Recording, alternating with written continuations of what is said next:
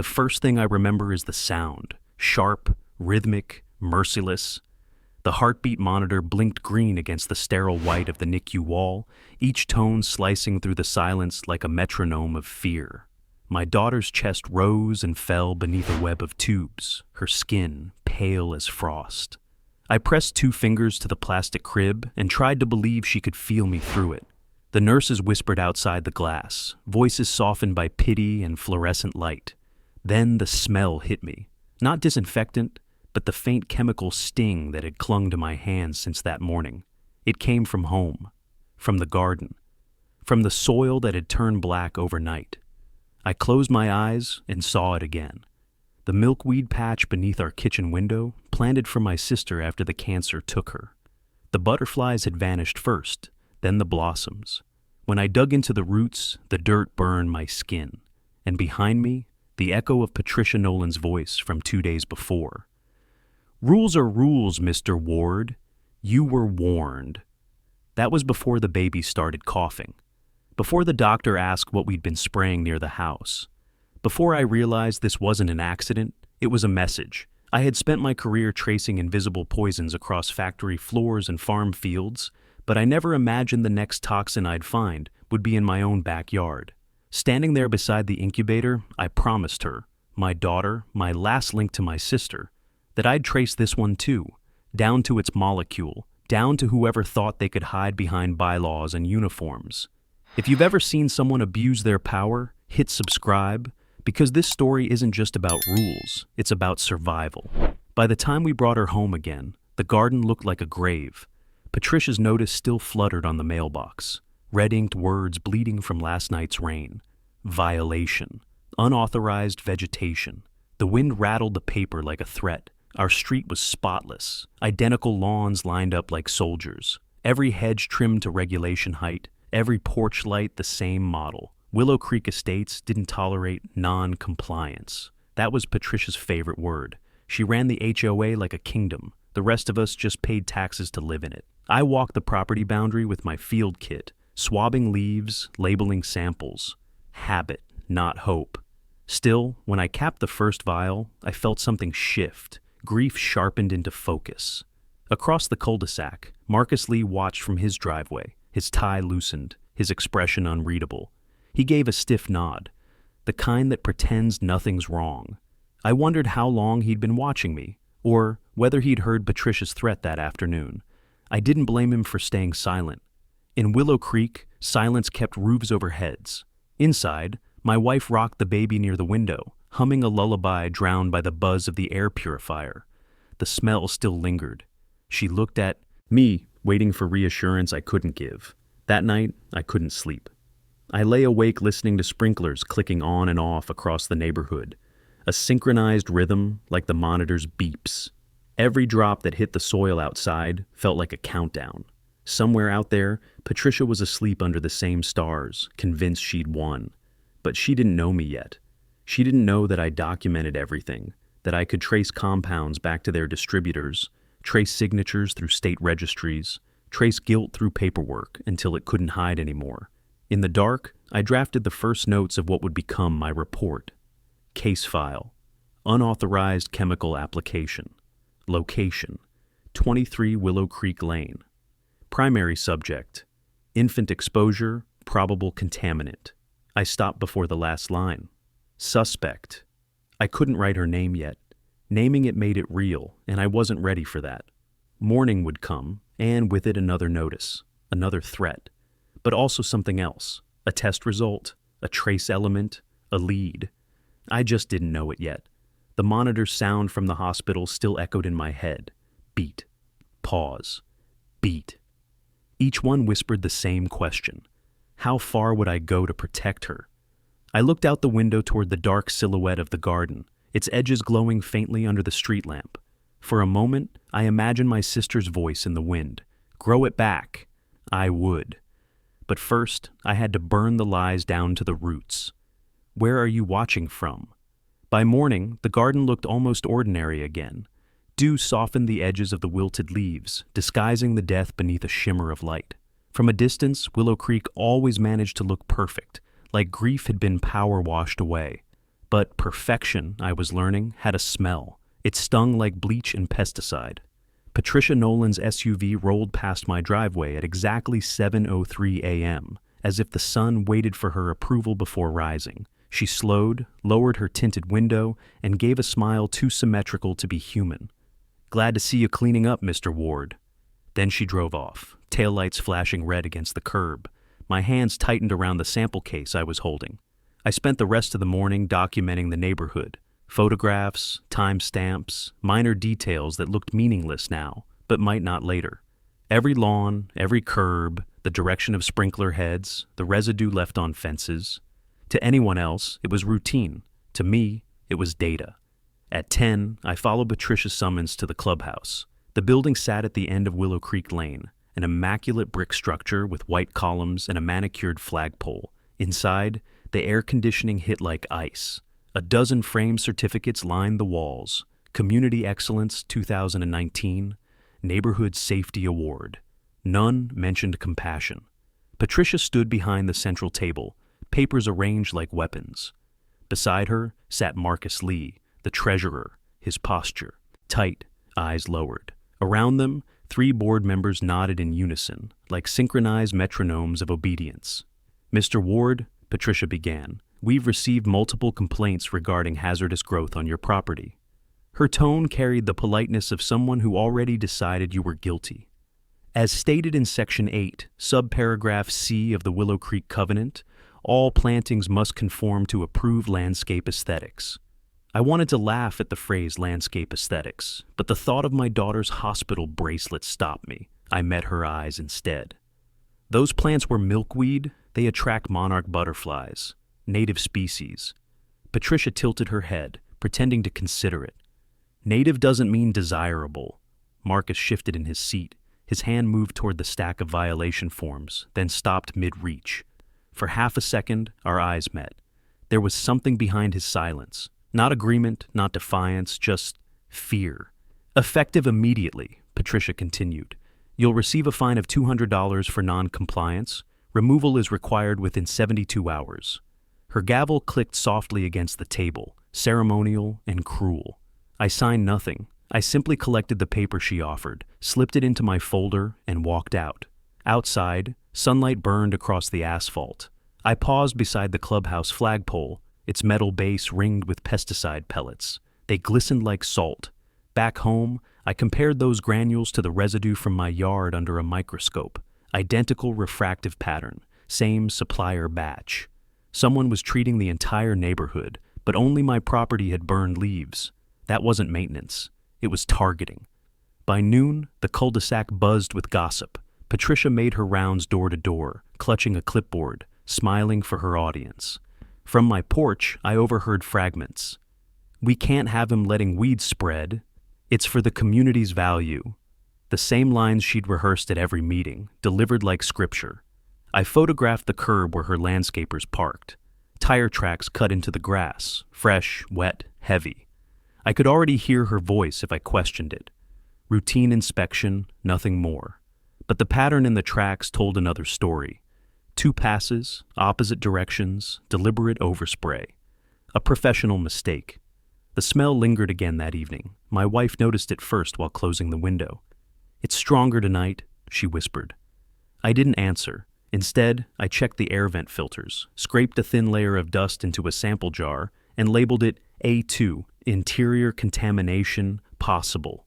That was the rhythm of my new life. Sample, seal, breathe, repeat. Patricia thought she could bury me in paperwork. She didn't realize I was building a case with every breath. At dusk, the HOA patrol cart rolled by, its orange beacon spinning lazily. Marcus sat in the passenger seat, beside one of Patricia's assistants. He didn't look at me, but his hands gripped his clipboard too tight. I saw it. The twitch of guilt again, the small rebellion of a man cracking under orders. I wondered what he'd already seen, what he wished he hadn't signed. Everyone in Willow Creek feared Patricia's wrath more than they feared being wrong. But fear fades. Evidence doesn't. As night fell, I spread my samples across the kitchen counter, their labels glowing under the fluorescent light. Outside, sprinklers hissed like static. I imagined each droplet carrying traces of the same compound that poisoned my garden and my child, the same compound Patricia had denied using. Somewhere in that pattern of water, soil, and silence, there was proof. I just needed to follow it. Tomorrow, I'd start with the landscaping schedule, the supplier invoices, and maybe, if I played the game right, Marcus Lee's conscience. The garden might be dead, but the investigation had just begun. The next morning, the clubhouse parking lot was nearly empty, the air thick with the smell of wet mulch and chlorine from the nearby pool. Patricia's SUV was already in its usual spot, engine off, windows tinted black. She was inside, early, again. I walked past her car, trying not to glance in. The reflection in the glass caught me anyway. My own face, tired, pale, determined. I'd come for one thing, a copy of the landscaping schedule. Officially, as a concerned homeowner. Unofficially, as a man chasing a ghost through paperwork. Inside, the clubhouse was silent except for the hum of the soda machine. Marcus sat behind the reception desk, his glasses halfway down his nose, a ledger open before him. He didn't notice me at first. Or maybe he pretended not to. "Morning," I said. He startled slightly, then managed a quick, polite smile. "Oh, Mr. Ward, you're early." "I figured I'd get a jump on the day," I said, setting down my folder. "I need the service schedule for the landscapers. Just want to make sure my next treatment's in line with community timing." A flicker of something crossed his face, uncertainty, maybe guilt. His hand hovered over the drawer, then retreated. "Patricia handles vendor communication. I just record the payments." The way he said just felt heavy, like it was carrying more truth than he intended. I leaned against the counter. "I'm sure she won't mind. I'd hate to call the city without confirming the HOA's process first." That word, city, made him glance up. His pen stopped moving. Silence stretched between us, thick enough to touch. Somewhere down the hall, a printer hummed, the sound of bureaucracy chewing paper. Marcus exhaled slowly. "You didn't hear it from me," he murmured, pulling open the drawer. He shuffled through folders, fingers trembling just slightly. "But she's been overstepping. Ever since that inspection fine last quarter, she's paranoid about control. The landscapers aren't following the official rotation anymore. It's selective." "Selective," I repeated. He slid a single sheet toward me, not meeting my eyes. "That's all I can show you." The page listed treatment dates and addresses, neat columns of compliance, except for one address circled in red ink. Mine. No entry beside it, just a blank space. "She said she'd handle that one personally," he whispered, voice cracking. "Don't say I told you." I folded the paper carefully into my folder. His breathing quickened, like every second stretched his conscience tighter. When Patricia's heels clicked down the hallway, he snapped upright, pretending to type. "Mr. Ward," she called, appearing in the doorway with her signature perfume, something floral and suffocating. "Collecting more data?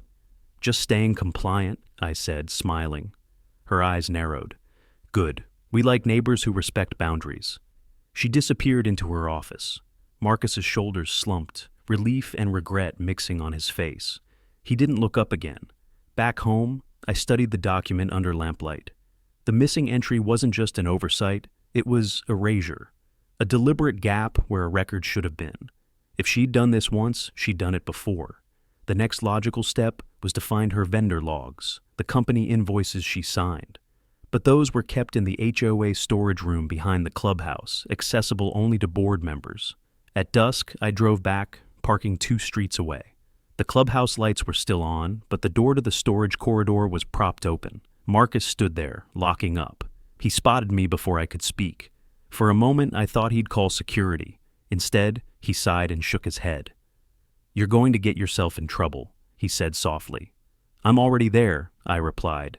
He hesitated again, keys jangling. Then he tossed me one, a small brass key labeled Maintenance Access. 15 minutes, he said. "Then I didn't see you." That was his silence speaking louder than words, his version of confession. Inside, the air was musty, lined with cardboard boxes and old filing cabinets. I didn't open anything, just noted labels, took photos, and left. This wasn't the time for confrontation. It was time to let guilt do its work. When I returned the key, Marcus didn't look at me. His hands were shaking, his lips pressed thin. He whispered something under his breath, almost a prayer, as I passed. Outside, the sprinkler system kicked on, hissing across the lawn like static again. I could see Patricia through her office window, bathed in lamplight, typing something into her computer, unaware that her own treasurer had just cracked the first fissure in her wall of control. And I knew then. Fear might keep Marcus quiet for now, but conscience doesn't sleep. It waits. Tomorrow, it would speak. That night, I woke to a sound I couldn't place. A mechanical add whine, low and rhythmic, like an insect that had swallowed an engine. The clock read 2:17 a.m. My wife stirred beside me, murmuring the baby's name in her sleep. I slipped out of bed and crossed to the window. The backyard glowed faintly under the moon, silver and still, except for a shape moving along the fence line, a small vehicle, wheels whispering against the grass. The HOA's maintenance cart. Someone was spraying. I grabbed my phone and hit record. Through the glass, I could see the figure, safety vest, face covered, hose in hand, methodically coating my garden with something that glistened like oil. The milkweed patch shimmered briefly, then darkened. My heart hammered against my ribs, every beat a warning. I ran outside barefoot, gravel biting into my feet. The air reeked of chemicals, sharp and sour. The worker froze under the porch light, then bolted toward the street. The hose snaked behind him, trailing residue across the concrete like a scar. "Stop!" I shouted, but he was gone before the word left my throat. The only sound left was the hum of the cart fading down Willow Creek Lane. I stared at the garden. The leaves were already curling inward, edges blackening. The milkweed had been alive this morning. Now it looked charred, poisoned by precision. My throat burned from the air. Whatever he sprayed wasn't lawn treatment. It was lethal. Inside, I sealed the back door, coughing as the smell clung to my skin. My wife appeared in the hallway, the baby in her arms, eyes wide. "What happened?" "Someone just sprayed the yard," I said. "HOA maintenance cart."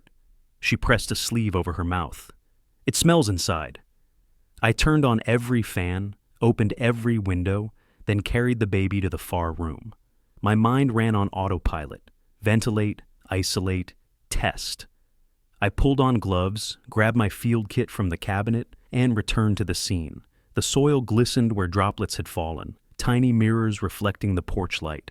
I swabbed a section, sealed it in a vial, labeled it B1, post-application sample. Then I scraped the residue from the porch steps, same substance.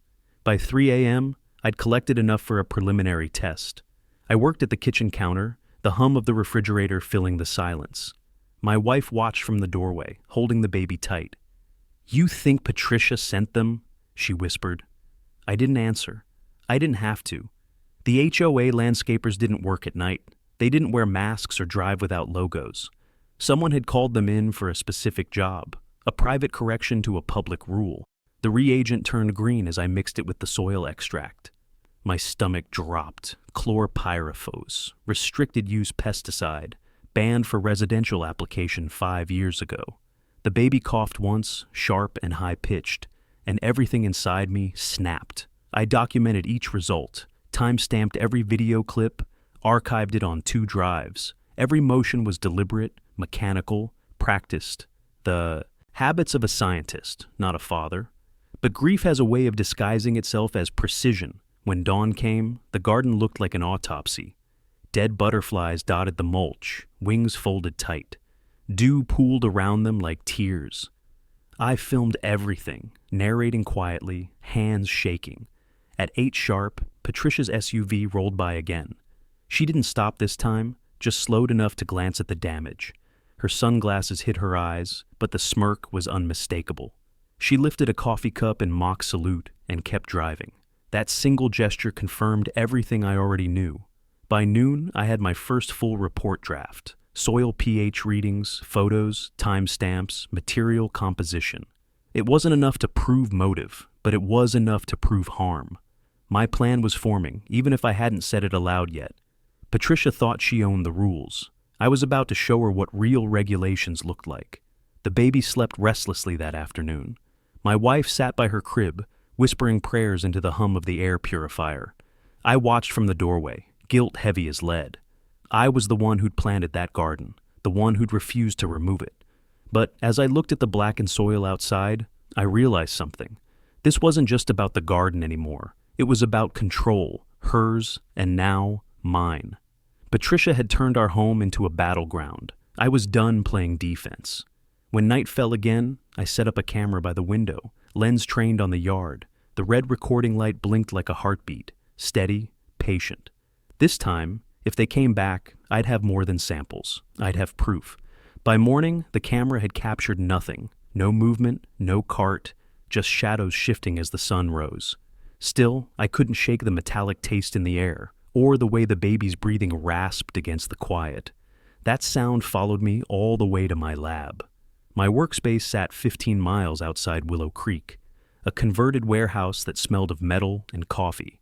I'd built it myself during consulting contracts, outfitted with gas chromatographs, centrifuges, and one window that never opened. It wasn't much, but it was mine, my sanctuary of reason. I lined up the vials from last night on the stainless steel counter. Each was labeled in my handwriting: B1, B2, porch residue, leaf wash. The soil looked harmless, just flecks of brown under glass. I'd seen thousands of samples like it. None of them ever mattered as much as this. When I ran the first test, the monitor displayed what I feared: organophosphates, the same pesticide I'd suspected.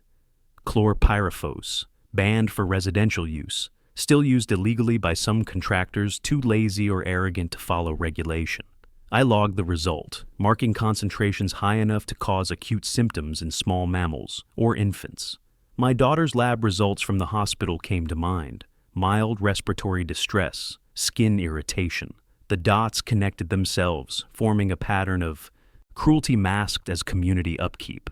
The second test came back with traces of a stabilizing compound used by only one supplier in the county: Green Pride Landscaping, the same company listed in HOA records, Patricia's chosen contractor. My pulse steadied. In a way, this was what I did best: reduce chaos into evidence. She had made it personal. I would make it legal. I wrote my notes carefully, framing every line like testimony. The hum of the equipment filled the room, mechanical and loyal. Science doesn't lie. People do. When I finished the last run, I uploaded everything to a secure drive. Then I called an old colleague, Dr. Ramirez at the Department of Environmental Quality. She answered on the second ring. "Ethan, haven't heard from you in a while." "Got a case for you," I said. "Potential violation of pesticide restriction under Title 40, Section 152. Her tone sharpened immediately. "That's federal. Who's the applicant?" "Not sure yet, but I've got samples, timestamps, and proof the chemical came from a registered distributor." She paused. "Send it over. We'll take a look." I could almost hear her typing, logging the incident. It wasn't a formal complaint yet, but it was a spark, and sparks had a way of spreading. After the call, I stood by the window, staring at the parking lot. A crow perched on the fence post, picking at something shiny. For a second, I imagined it was carrying a piece of my poisoned soil. Even nature was complicit in the evidence chain. Back home, Patricia's latest notice waited on my doorstep. This one was shorter. Failure to comply, final warning, enforcement action pending. She'd underlined final in red. The irony almost made me laugh. I filed the notice next to the lab results, aligning the edges perfectly. Every piece of paper she sent became another exhibit. She thought bureaucracy was her weapon. She hadn't met mine. That night, I returned to the garden with protective gloves and a black light. The soil glowed faintly where the chemical had settled, a constellation of contamination. I followed the pattern to the fence where droplets streaked upward, overspray, not drift. Whoever sprayed had done it deliberately and close. The baby cried inside. The sound pierced the night like an alarm. I glanced up, and across the street, Patricia's porch light flicked on. She stepped outside with her coffee mug again, calm, unbothered, watching. For a moment, our eyes met through the darkness. Two people who understood exactly what the other had done. I didn't look away first. The next morning, I printed my preliminary report and sealed it in a binder. It read like the opening statement of a case: unauthorized application of restricted chemical substance, residential exposure with minor illness resulting. I didn't send it yet, not until I had one more thing, proof of intent. It wasn't enough to show Patricia had ordered the spraying. I needed to show she knew what it could do. That meant getting inside her process, her communications, her approvals, her invoices. Marcus had hinted at selective treatments, but if he had more, he hadn't shared it yet. I packed up the binder, double-checked the locks, and watched the morning light spill across the parking lot. Every reflection reminded me of the shimmer on the poison leaves. Every sound reminded me of the monitor in the NICU. I told myself that data was emotion turned into evidence. That was how I'd win this. Not with rage, but with reason sharp enough to cut through her lies. The next move would belong to Marcus. The nights in Willow Creek had started to sound mechanical. Sprinklers, carts, distant hums that blurred into the white noise of control. Every rhythm out here belonged to Patricia Nolan. But that night, one sound didn't. It was sharper, heavier, rubber tires on concrete, then a metallic hiss. I glanced at the baby monitor beside the bed. The tiny green light blinked, steady as breath. My wife slept beside me, one arm draped protectively over our daughter's bassinet. I didn't wake her. I couldn't. The camera feed on my phone showed movement at the edge of the lawn. A single figure again. Same reflective vest, same mask. I muted the baby monitor and slipped from the room, bare feet silent on the tile. My pulse hammered so loud it drowned out everything else. From the living room window, I saw the cart parked halfway up the driveway, its headlights dimmed. The worker held a hose, spraying along the fence line. But this time, he wasn't aiming at the garden. He was spraying the siding, the windows. I hit record, zooming in until the camera caught the glint of liquid misting through the air. He turned toward the porch light, startled. For a moment, his faceplate caught the reflection, and I saw something that froze me. An HOA logo on the vest. Official. Documented. I stepped outside quietly, phone raised. The smell hit first. Acidic, chemical, invasive. The air burned my throat. "Hey!" I shouted. The sprayer flinched, yanked the hose free, and sprinted to the cart. I caught the sound of his boots slapping concrete before he jumped in and sped off down the street. I kept filming until the taillights vanished beyond the roundabout. Back inside, I sealed the door and went straight to the computer. The footage wasn't perfect, dark, shaky, but it showed enough. The HOA logo, the spraying, the escape. I backed it up on 3 drives, time-stamped everything, annotated the file. Evidence had to be preserved before fear could second-guess it. My wife appeared in the doorway, hair tangled, holding the baby close. "What happened?" "Same as before," I said, voice shaking. But I got it this time. She looked at the monitor on the counter, where the video replayed in silence. "That's proof, isn't it?" "Proof of action," I said. "Not intent. Yet." The word yet hung between us like static. By sunrise, I was exhausted but wired. The smell still lingered faintly, trapped in the vents. I sealed the baby's room, replaced the filters again, then stepped outside to examine the damage. Dew clung to the grass like glass beads, but near the fence, the color was wrong. Grayish, matte, like the life had been stripped out overnight. I took more samples, siding residue, window film, soil from the fence base, each vial labeled, sealed, filed. My hands shook not from fatigue, but from the realization that Patricia wasn't hiding anymore. She'd escalated in the open. Across the street, Marcus's car idled in his driveway. He sat inside, engine running, head bowed like he was debating something. When he finally looked up, our eyes met through the glass. He didn't wave, just nodded once. A quiet signal of understanding or apology, I couldn't tell which. Then he drove off toward the clubhouse. That small gesture stayed with me all morning. He knew something. Maybe he'd seen the orders come through, the authorization she must have faked to send a crew at night. But guilt alone wouldn't save my family. I needed his words. Before noon, Patricia sent another email blast to all residents. Routine nighttime pest control has been scheduled in response to multiple reports of lawn blight. Please remain indoors during late evening hours for safety. Routine. The word made my blood boil. I printed the email, highlighted the timestamp, cross-referenced it with the footage metadata. It matched exactly. She'd turned her crime into a policy. That night, I set up a second camera, one facing the street, another aimed at the backyard. I calibrated motion detection, infrared sensitivity, everything. The system blinked to life like a network of watchful eyes. When the house finally went quiet, I sat in the dark living room, laptop open, baby monitor beside me.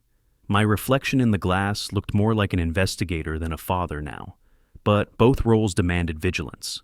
Around 3 a.m., the phone vibrated, motion detected. I leaned forward, breath caught. The footage showed nothing moving but a faint shimmer crossed the frame, like mist catching light. I rewound, frame by frame, until I saw it. The same card again, pausing briefly near the mailbox before rolling off. Under the porch camera, something new glinted. A small plastic tag stuck to the curb, stamped with the HOA logo and a barcode. Evidence delivered right to my door.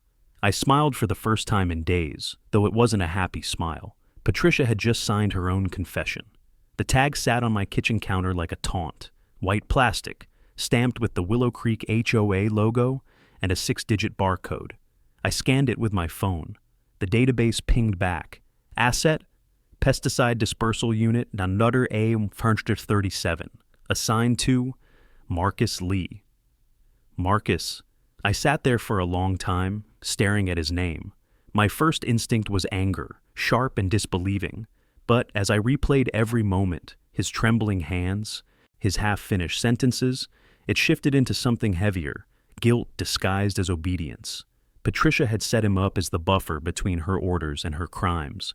By afternoon, I'd printed the footage stills, the tag data, and a copy of the HOA's routine treatment email. It was time to confront him.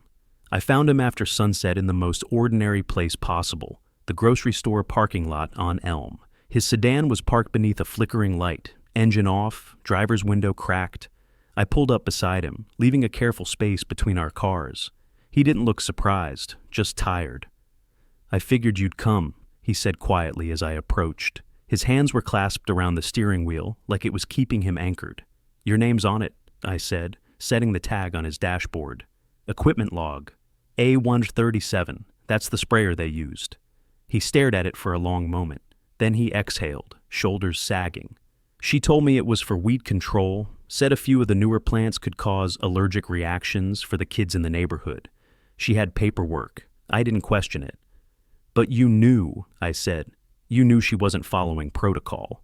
Marcus rubbed his forehead, eyes darting toward the lot's exit, as if expecting her car to appear.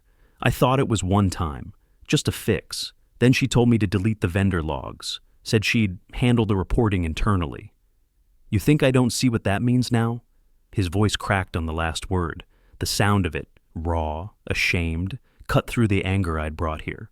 I slid a flash drive across the console. "You can make it mean something else. These are timestamps from my footage, email headers, supplier data. If you've got internal messages, copies, anything, send them to this address." He stared at it like it might burn his hand. "You think they won't trace it back to me?" "They will," I said. "But they'll also see you stopped it. That's the difference." For a long time, he said nothing. The only sound was the buzz of the overhead light and the steady tick of his turn signal, forgotten and blinking into emptiness. Finally, he reached into his glove compartment and pulled out a small USB stick. "I shouldn't even have this," he whispered. "It's the HOA correspondence archive. Patricia keeps everything, emails, inspection notes, landscaping contracts. She said it was for transparency." He handed it to me, eyes glistening. "Now it's yours." I hesitated. "Why help me now?" Marcus looked out toward the highway, where cars passed in streaks of white and red. "Because last night, she told me to file a claim against you for tampering with HOA property. Said she'd make sure your family was relocated for safety reasons." He swallowed hard. "She doesn't care who she hurts anymore, and I can't—" He stopped, voice breaking. "I can't be part of that." The words came out of him like confession, heavy but freeing. I took the drive and slipped it into my pocket. "Marcus," I said quietly, "this doesn't end here. It's going to get loud." "I know." He started the engine, the sound trembling like his voice. "Just make sure it's worth it." I watched his taillights fade into the dark, the flash of his blinkers swallowed by distance. For the first time, I didn't feel alone in this fight. The wall of silence that had protected Patricia was cracking.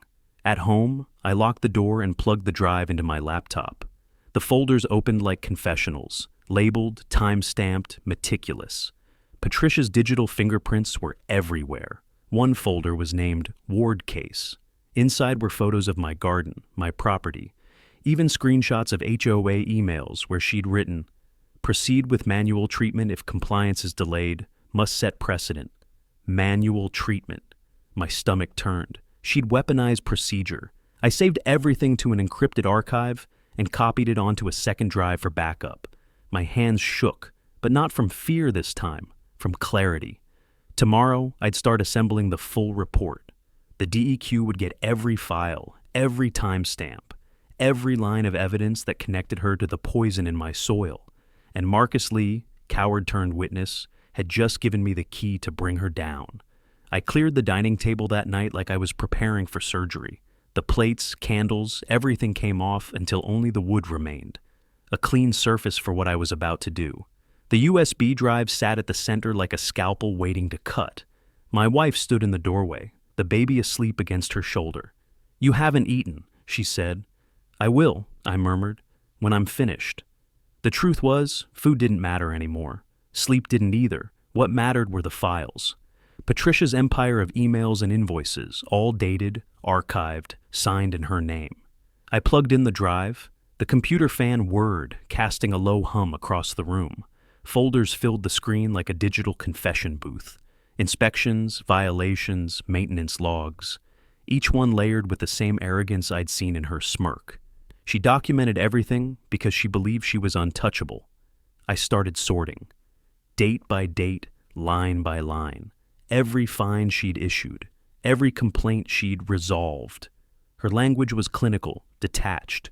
Remove offending growth, apply treatment manually, ensure compliance by example.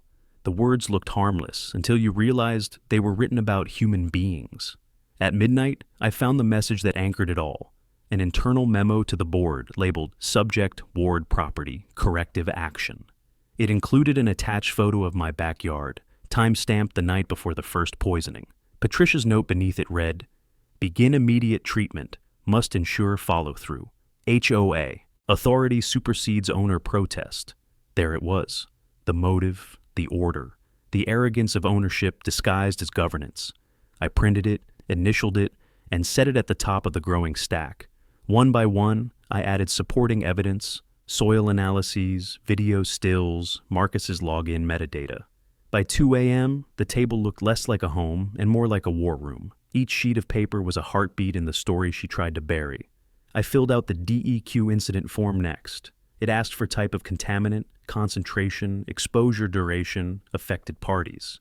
I wrote each line with the precision of a man holding his child's life in his hands. When I reached the section labeled Summary of Complaint, I hesitated, then typed, "Unauthorized residential pesticide application by HOA representative resulting in infant illness and environmental contamination. Supporting evidence enclosed." I attached the documents, encrypted the file, and sent it to Dr. Ramirez at the DEQ with one line. "Formal submission. Please confirm receipt. Urgent." I stared at the screen after hitting send. My reflection looked ghost-like in the monitor's glow, exhausted, hollow, but resolute. The reply came an hour later. "Received. Will review immediately. Chain of custody verified. Expect field visit within 48 hours. I exhaled for what felt like the first time in days. Outside, the neighborhood was asleep, lights off, blinds drawn, the illusion of peace intact. Somewhere, Patricia was probably typing her next email, unaware that her digital fortress was already breached. I looked around the room. Every inch of the table was covered in documentation, truth made tangible. My wife brushed my shoulder, whispering, "You did it." "Not yet," I said. "They still have to act." The following afternoon, a marked DEQ vehicle rolled past my house. I watched from the window as the inspectors stopped at the curb, clipped on their badges, and began sampling the soil. Patricia's SUV appeared minutes later. She stepped out, fury masked as curiosity. "What's going on here?" she demanded, approaching one of the inspectors. The lead officer showed his credentials. "Environmental investigation. Please stay behind the property line. I could almost see the calculation behind her sunglasses. For once, she had no script, no citation to wield. By evening, the inspectors were gone, but the silence left behind felt heavier than before. The air smelled faintly of something new, uncertainty. That night, I logged back into the HOA database using Marcus's old credentials. The portal was chaotic, alerts everywhere, board members arguing in messages, Patricia's authority fracturing under scrutiny. In one exchange, a member asked whether they should lawyer up. She replied, "Do not respond to DEQ inquiries. They don't have jurisdiction over HOA maintenance." I smiled at that, because they did, and she knew it. Before bed, I backed up every file, every message, and labeled the archive Ward Case Complete Chain. It was my insurance policy, my daughter's legacy. When I shut the laptop, the screen reflected the soft light of the baby monitor in the next room. A faint cough echoed, then quieted. I crossed the hall, laid a hand on her tiny chest, and felt her breathing steady. For the first time in weeks, I let myself believe she'd be safe. Outside, a single monarch butterfly drifted through the night, circling the dark outline of my ruined garden before disappearing into the streetlights. A sign, maybe. Or just life finding a way back. Either way, it meant the tide was turning. By the end of that week, Patricia announced a mandatory community assembly. Her email read like a royal decree, formal, dismissive, dripping with control. To restore harmony and transparency, Willow Creek HOA will hold a live stream meeting addressing recent misinformation and environmental concerns. Attendance is expected. I could almost hear her voice behind the words. "You think you can embarrass me? Watch me reclaim the stage."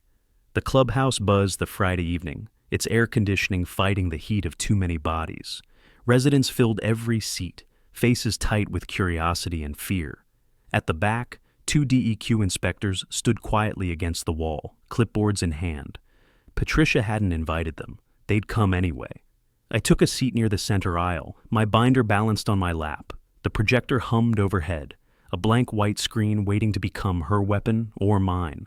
Patricia walked to the podium in her signature red blazer, smile polished but brittle. "Good evening, neighbors. I know there's been confusion lately, unverified claims, alarming rumors, none of which reflect the truth or spirit of our community." The microphone picked up the faint tremor beneath her tone. She wasn't nervous, she was angry. "As your HOA president," she continued, "I want to assure you that all landscaping treatments have followed proper protocol. These accusations of poisoning are not only false, they're defamatory." Murmurs spread through the crowd. A woman in the third row whispered, "Didn't the state test her lawn?" Another man muttered, "I smelled it too." Patricia raised her hand, silencing the noise. "Let's not feed hysteria. Willow Creek is built on order, not chaos." That was my cue. I stood. "Order doesn't mean immunity," I said, voice steady, but loud enough to cut through the static. Every head turned, the camera at the back, Patricia's live stream setup, swiveled automatically toward me. Perfect. "Mr. Ward," she said, forcing a smile, "perhaps save personal grievances for—" I walked to the projector and held up my binder. "Personal? My infant was hospitalized because of what your landscapers sprayed on my property." Gasps rippled through the room. Patricia's expression froze between outrage and panic. "Please," she said, "let's not dramatize." I connected my laptop to the projector. The screen flickered, then displayed the first video clip, night footage of the masked worker spraying my yard. The HOA logo gleamed on his vest. Whispers erupted. Someone stood up near the back. "That's HOA equipment!" Patricia lunged toward the laptop, but the DEQ inspector stepped forward. "Let him finish," she said. I clicked to the next slide, a scanned copy of Patricia's internal memo, her own words glowing under the overhead light. "Proceed with manual treatment if compliance is delayed. Must set precedent." The audience went silent. Even Patricia's loyal board members shifted uncomfortably. I kept my voice calm. "These aren't accusations, they're records, dated, signed, and confirmed by DEQ chain of custody."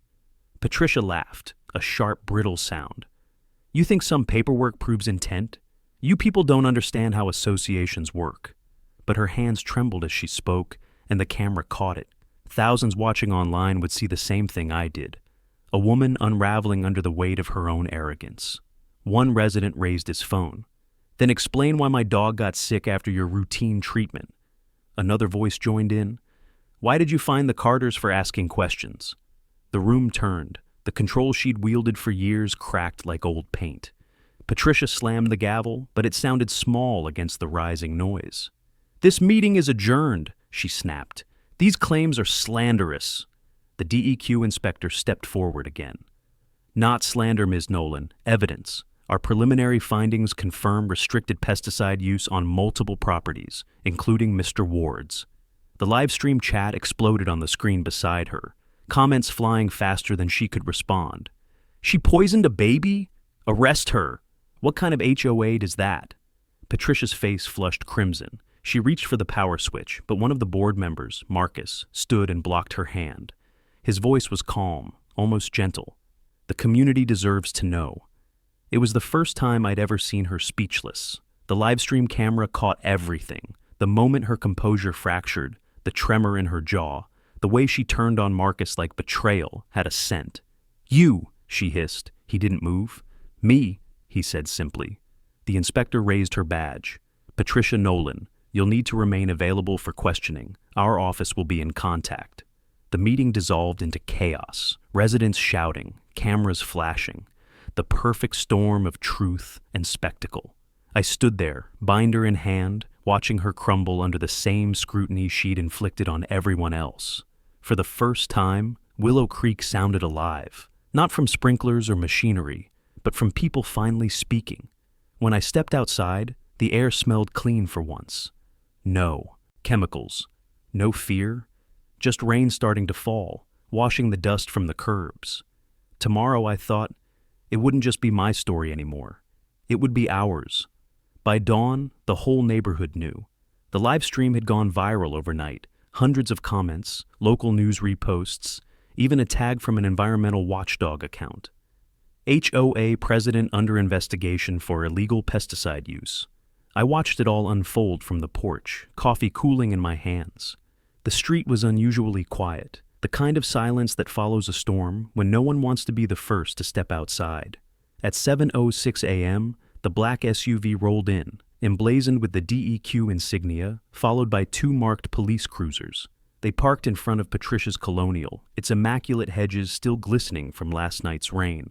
The officers moved with the precision of people used to endings. Neighbors gathered in clusters on driveways, murmuring. Someone filmed on their phone. Patricia's curtains stayed closed until the doorbell rang. I saw her silhouette pause, then the door cracked open.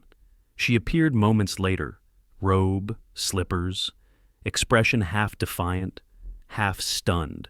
She looked smaller without her podium, her blazer, her power. Ms. Nolan, one officer said, reading from a printed document, you're being detained for questioning under suspicion of unlawful use of restricted chemicals and falsification of environmental records. Her voice, when it came, was brittle. You can't do this. I'm the HOA president. That's not an exemption, he replied. The DEQ agent handed her a folder. We have soil and water samples matching those found on your property, along with written authorization in your name. Patricia glanced up, eyes darting toward my house across the street. For the first time, she didn't look angry. She looked afraid. The camera on my porch recorded everything. I hadn't planned to film her arrest, but part of me knew this needed to be documented too. The accountability. The justice she'd tried to bury.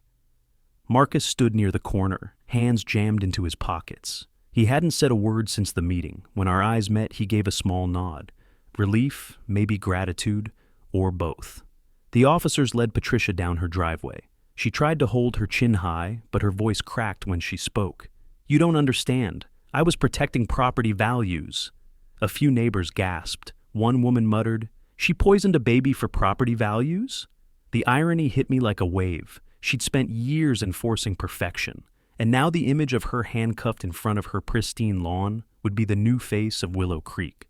As the police car door shut, the sound echoed through the cul-de-sac like punctuation. Final. I exhaled slowly. My hands trembled, not from triumph, but release. The weight I'd been carrying since the hospital room began to lift, molecule by molecule. The DEQ agent approached me after.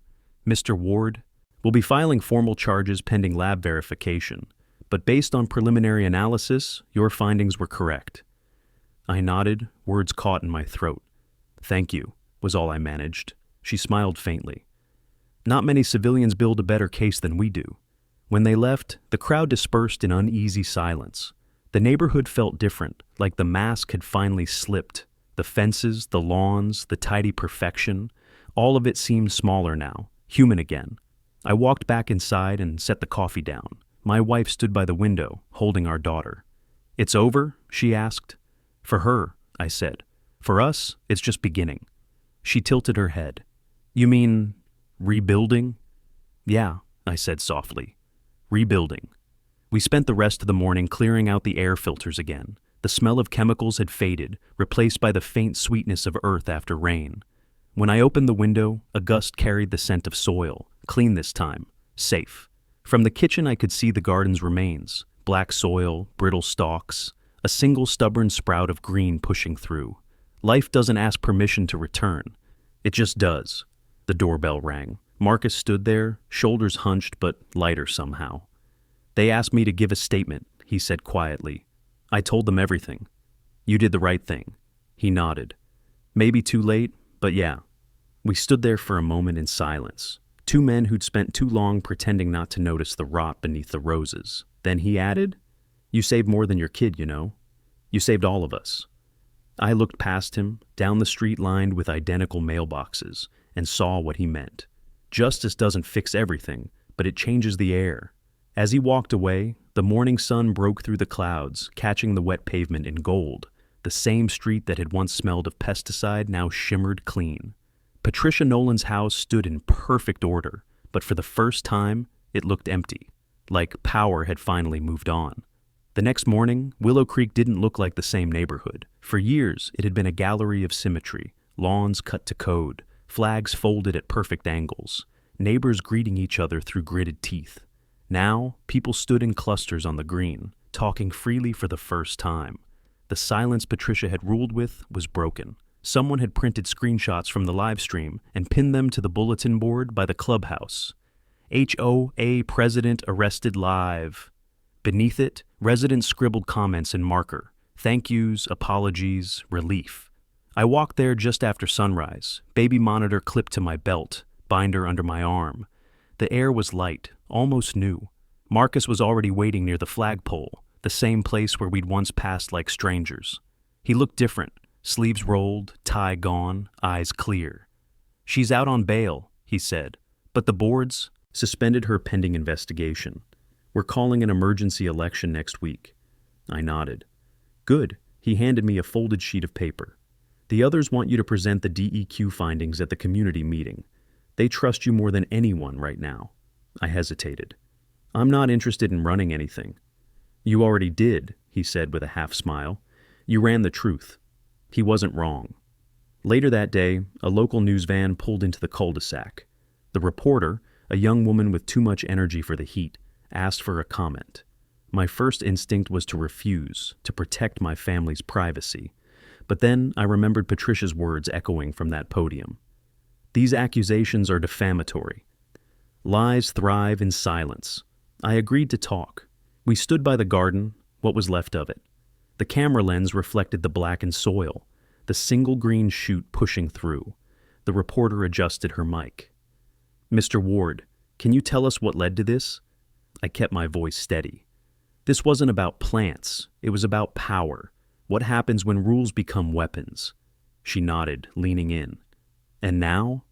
"Now we rebuild," I said. "Not just my garden, our trust. A community isn't about control, it's about accountability."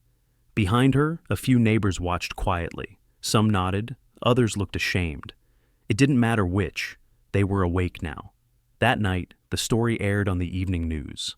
Aerial footage of the neighborhood, my statement, Patricia being led away in handcuffs.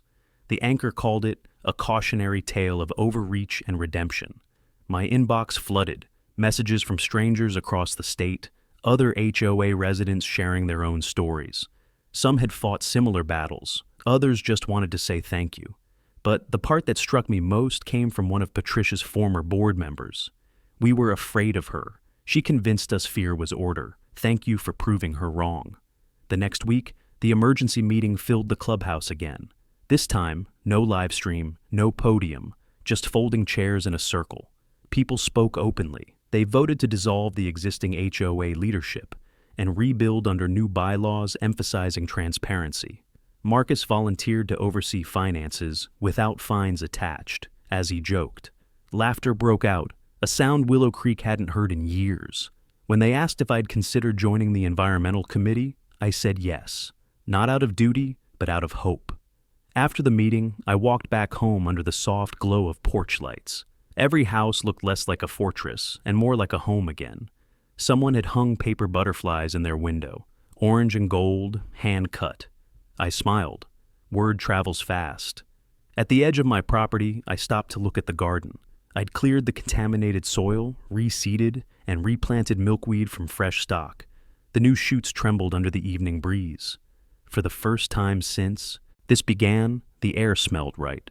Marcus joined me a few minutes later, carrying a small wooden stake. He pressed it into the ground beside the garden, a sign he'd made himself, painted white with black letters. Community Restoration Site. I laughed softly.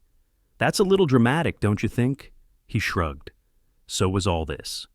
We stood there in the quiet, listening to the soft hum of cicadas. Somewhere nearby, a sprinkler sputtered once and died, a fitting symbol for a rain that was over. The street felt alive again. Neighbors waved, kids played where no one had dared before. Patricia's old house sat dark, for sale sign, already rising like a gravestone. I breathed in the night air and thought about the long chain of cause and effect that brought us here. Soil, samples, evidence, courage. Proof that sometimes the smallest acts of resistance can shift an entire system. The garden would bloom again. The community would too. And in both, there would be room for something Patricia never understood. Growth that didn't require control. The morning the first monarch returned, I was barefoot in the yard, coffee steaming in the cool air. The milkweed had bloomed again, tall, vibrant, unapologetic. Dew glittered along each leaf like 1,000 tiny mirrors reflecting the sky. For a moment, I forgot everything else. The hearings, the interviews, the sleepless months. There was just color and sound, the flutter of wings, the steady rhythm of life returning. My daughter gurgled softly from her stroller, eyes wide as the butterfly circled her. It landed on her blanket, wings trembling in slow, patient beats. I stood still, afraid to breathe, afraid to break the fragile peace I'd fought so hard to earn. Behind me, the house was quiet except for the faint hum of the air purifier. My wife leaned against the doorway, smiling. "You see," she whispered, "it came back." "It did," I said, my voice rougher than I expected. We'd planted the new garden together, neighbors, kids, even Marcus. It wasn't perfect, the lines weren't symmetrical, the soil still uneven, but that was the beauty of it. It was alive, not curated. The HOA no longer dictated where the flowers should grow, and in their freedom, they grew stronger. The DEQ report had arrived 2 weeks ago. Patricia's violations were confirmed. Charges, unlawful use of restricted chemicals, falsification of records, and endangerment. She'd taken a plea, fines, probation, barred from holding any community position again. The board reinstated Marcus as treasurer under the new charter, and I joined the environmental committee to draft safety protocols. But the real justice wasn't in the paperwork or headlines. It was here, in the silence between breaths, in the green reclaiming the ground. I knelt beside the garden, pressing my hand into the soil. It was cool, soft, clean, no chemical residue, just earth. Sometimes I still thought about the night I saw Patricia's, cart in the dark, the fear, the smell, the rage that nearly consumed me. But those memories had dulled now, turned into something else. Resolve, a reminder that control without compassion is just cruelty in disguise. Marcus stopped by mid-morning, carrying a small crate of seedlings. "Got these from the nursery," he said. "Native pollinators. Figured your little ecosystem could use more company." I grinned. "You sure you don't miss spreadsheets?" Not those kinds, he laughed. He knelt beside me, planting a few sprigs while the baby babbled nearby. The scene felt almost surreal. Two men who'd once stood on opposite sides of silence, now rebuilding the same patch of ground. Funny thing, he said, patting the soil. You fix one garden, and suddenly everyone wants to grow something. Across the street, I saw it. Neighbors planting, repainting fences, talking again. Someone had set up a small, free library box by the walkway, filled with children's books. The same street that had once been suffocating with rules was now alive with movement. I looked down at the garden sign Marcus had made weeks ago, Community Restoration Site, and realized it wasn't a monument, it was a promise. The sun climbed higher, warming the air. I lifted my daughter from her stroller, her tiny hands reaching for the butterfly still hovering nearby. For the briefest moment, it landed on her wrist, wings open like stained glass. That image, fragile, fleeting, infinite, burned itself into me.